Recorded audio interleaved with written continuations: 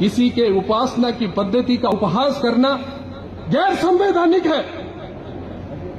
और मैं इस मंच के माध्यम से बाबा साहब अंबेडकर की जयंती के उपलक्ष्य में किसी भी देवी देवता का मखौल उड़ाया जाए, ये मैं गैर संवैधानिक होने के नाते इसका विरोध करता हूं।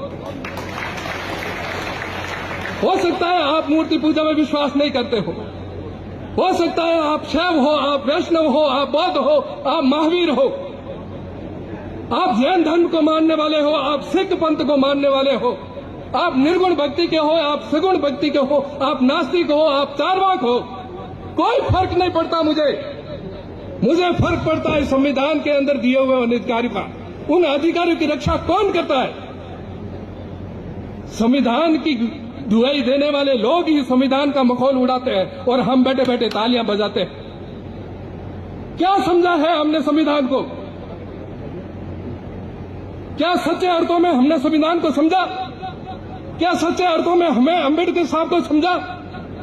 अंबेडकर साहब की प्रथम पत्नी रमाबाई, माता रमाबाई का देहांत हो गया 1948 के अंदर। उन्होंने दूसरा विवाह किया। तो विवाह किया तो किससे किया?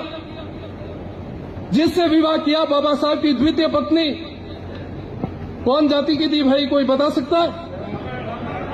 ब्राह्मण थी।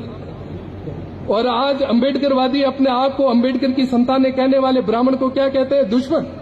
थोड़ा मोहमार या थोड़ा दुश्मन है। कृपया वक्तागण थोड़ा समय का ध्यान रखें। मैं आज बोलूंगा, मैं माफी चाहूंगा, लेकिन मैं बोलूंगा।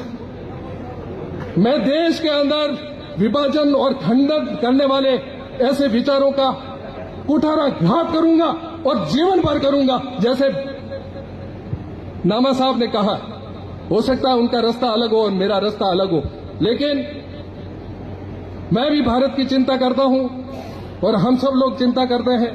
हो सकता है कि हमारे चिंतन का रास्ता अलग अलग हो सकता है, लेकिन मैं संविधान सम्मत रहकर बात करता हूं। मैं बाबा साहब की उन बातों को बात करता हूं जिन्होंने सिर्फ लिखी नहीं, अपने जीवन के आचरण के अंदर लाया। अपनी द्वितीय पत्नी को, जो कि ब्राह्मण थी और उन देवी देवताओं को मानती थी और मंदिर जाने के लिए कहती थी, बाबा साहब स्वयं अपनी गाड़ी में बैठाकर मंदिर के अंदर छोड़ के आते थे। बोलिए नामा साहब, छोड़ते थे कि नहीं छोड़ते थे? बाबा साहब स्वयं नहीं मानते होंगे। बाबा साहब ने चाहे 22 प्रतिज्ञा लिखी होगी, लेकिन एक व्यक्ति की स्वतंत्रता के अधिकार का उन्होंने कभी भी हनन नहीं किया। वो चाहते तो अपने पत्नी का दमन कर सकते थे, अपनी पत्नी की स्वतंत्रता का दमन कर सकते थे, लेकिन नहीं किया। ये होती है कथनी और करनी में एकता।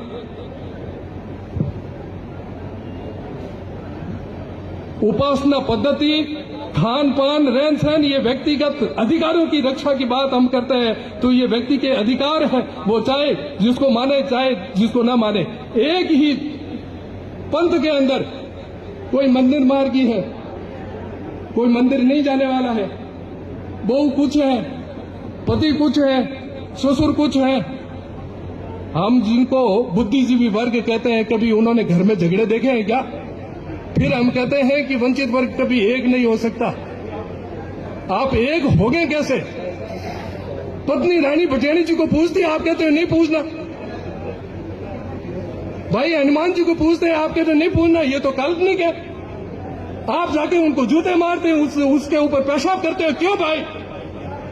आप संविधान की दुहाई देते हो, स्वतंत्रता की हिमायती हो, तो क्यों किसी के व्यक्तिगत उस जीवन के अंदर आप सबको तर्कशील नहीं बना सकते? सबको आप वैज्ञानिक नहीं बना सकते? सबका बुद्धि का स्तर एक एक है। इस प्राकृतिक नियम को आपको हमको समझना पड़ेगा।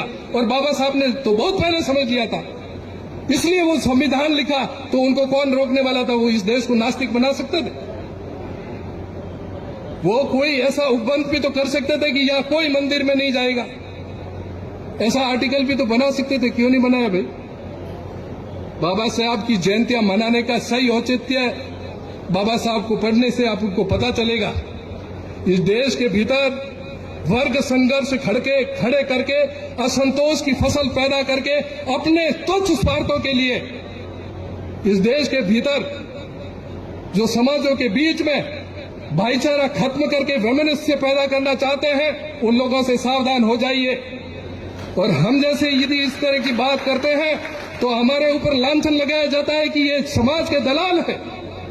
हाँ, मैं देश को एक करने के लिए यदि बात करता हूं तो मैं हूं दलाल। 1000 बार आप मुझे दलाल कहिए, मैं ये काम करता रहूंगा।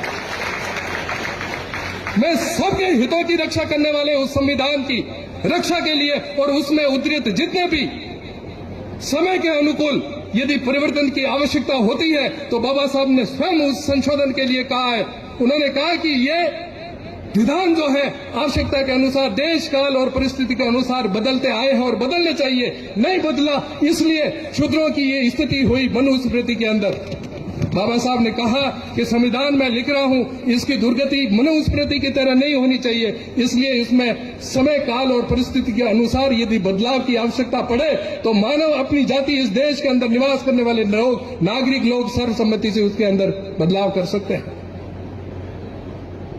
समय कम है, बोलने के लिए बहुत सारी बातें हैं, लेकिन अवसर और अनेकों आएंगे। मां प्रकृति से दुआएं आप सब लोग करें, हम सब लोग साथ साथ में जिए, भाईचारे के साथ में जिए। बंधु भाव के बगैर स्वतंत्रता और समता का कोई औचित्य नहीं है। जय भीम, जय भारत। धन्यवाद। आपने संविधान को सार्वजनिक रूप में प्रस्तुत करने का प्रयास किया, इसके लिए आपका बहुत बहुत धन्यवाद। आज के कार्यक्रम में पधारे हुए गोपाल राम जी मेघवाल विशिष्ट अतिथि के रूप में पूर्व विधायक सिवाना